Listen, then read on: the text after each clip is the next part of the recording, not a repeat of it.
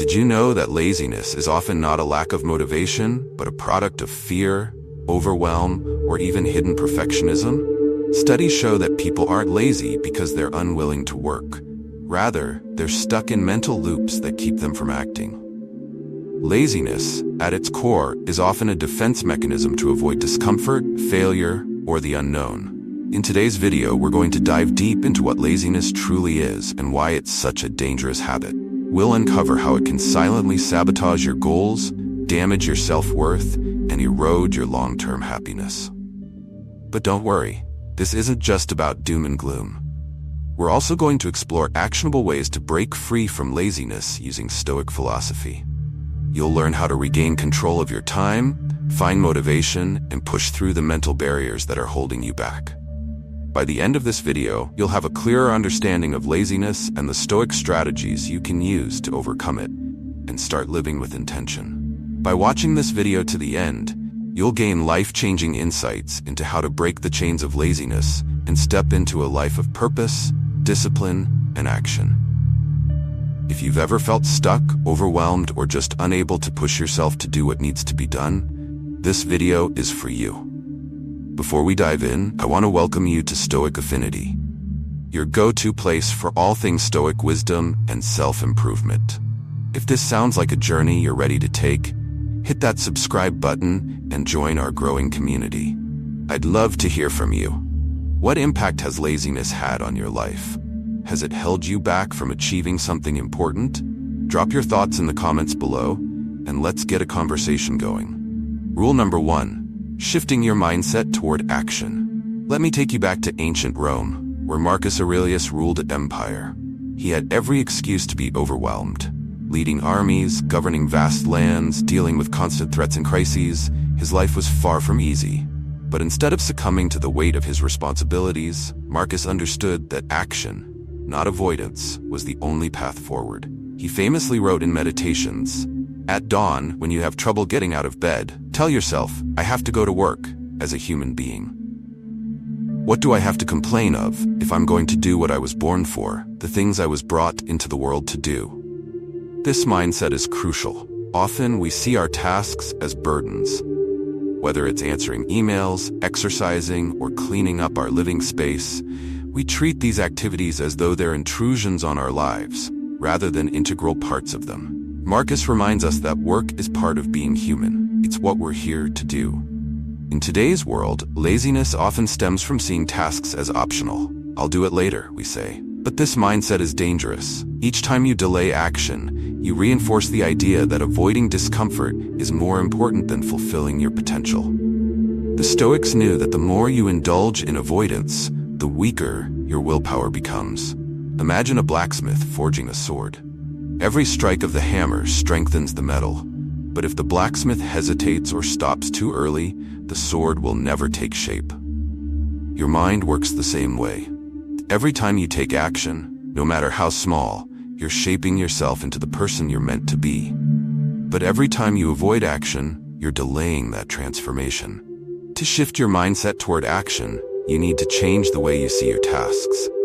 They are not inconveniences, they are opportunities. Opportunities to grow, to improve, and to live up to your full potential. And the best part, you don't have to start big. As the Stoics believed, progress is made one small step at a time. Let's bring it to a modern-day analogy. You don't climb a mountain in one leap. You take one step, then another, and eventually you reach the summit. So ask yourself, what is one small action you can take right now? Maybe it's sending that email, starting that workout, prep, or even just standing up from the couch. Whatever it is, take that first step. The more you act, the more you'll want to act. Rule number 2, the power of self-discipline. Let's shift our focus to the idea of self-discipline. The Stoics believed that freedom comes from doing whatever you want, whenever you want. True freedom, they argued, comes from mastering your desires, your impulses, and your emotions. Epictetus, a former slave turned philosopher, knew this better than anyone. He lived in chains for much of his life, yet he taught that the mind can always remain free, so long as you practice self-discipline. But what does self-discipline look like in practice? For many of us, it feels like punishment. Waking up early, exercising when you don't feel like it, sticking to a schedule. These things seem to drain our energy. But here's the Stoic truth. Discipline isn't about depriving yourself. It's about liberating yourself. Imagine for a moment that you're standing in front of two doors. Behind the first door is the path of least resistance. Netflix, snacks, comfort, and zero challenges. Behind the second door is the harder path. Responsibility, action, discomfort, and growth. The first door may seem appealing in the short term, but behind it lies stagnation, regret, and wasted potential. The second door, while difficult, leads to fulfillment, progress, and a life well lived. Self-discipline is the key that unlocks the second door. The more you practice it, the more natural it becomes. At first, it feels like a heavy weight to carry, but over time, as your muscles strengthen, it becomes lighter, until one day you realize that discipline is no longer a burden, it's a gift. Take the example of a Stoic exercise called voluntary hardship. Seneca, one of the most famous Stoics, practiced this regularly. He would sleep on the floor instead of a bed, eat simple meals, and deprive himself of luxuries. Not because he enjoyed suffering, but because he wanted to remind himself that he could endure discomfort. He believed that by willingly facing small hardships, you build the mental strength to handle larger challenges when they arise. You can practice your own version of voluntary hardship. Start by identifying one comfort you rely on too much, whether it's social media, junk food, or hitting snooze on your alarm. Commit to going without it for a set period. It's not about punishing yourself. It's about proving to yourself that you don't need external comforts to live a fulfilling life. Discipline, then, is not a restriction. It's a path to freedom.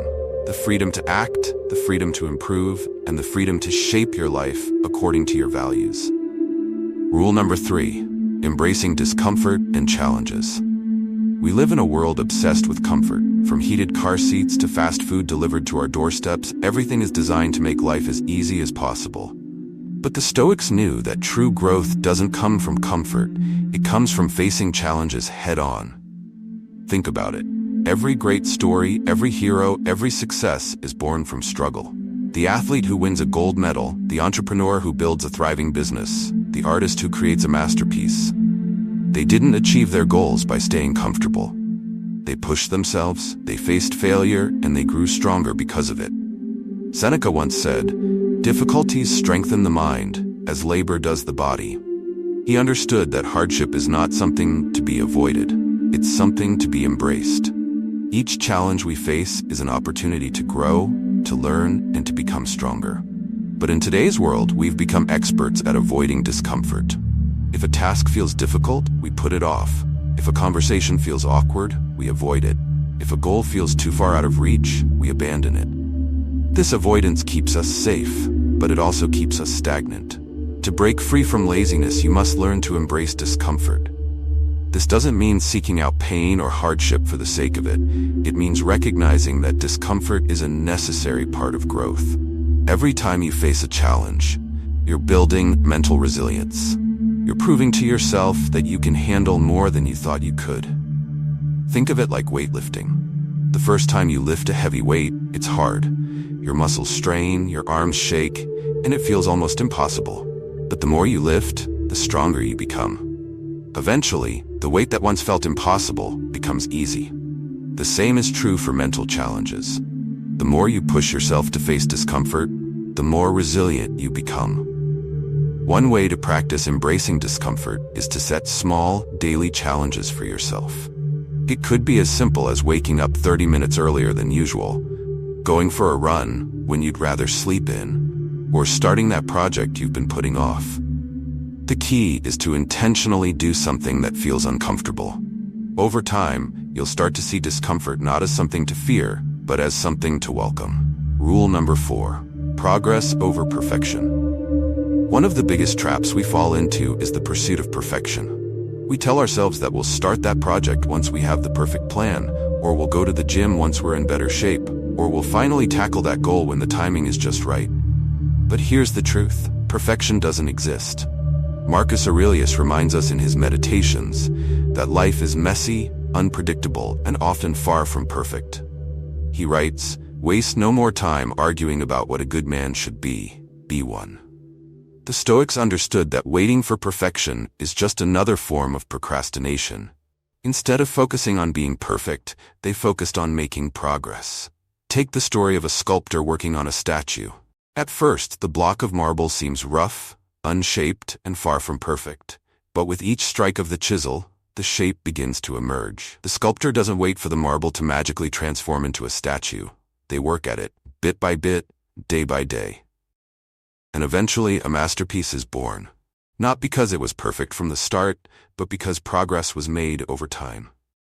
In your own life, you are both the sculptor and the block of marble.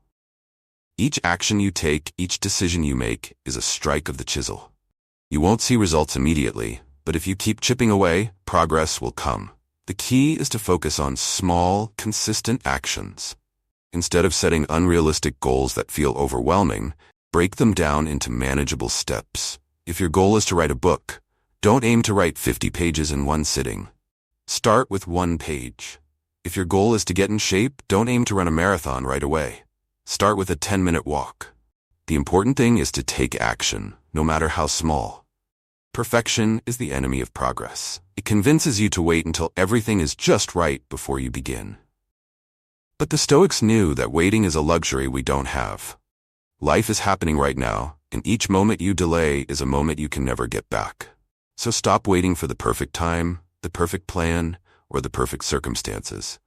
Start where you are, with what you have, and make progress, however small, every single day. As we come to the end of this journey through Stoic wisdom, I want to leave you with one final thought. Action is the antidote to laziness. The Stoics didn't just talk about virtue, discipline, and growth. They lived it.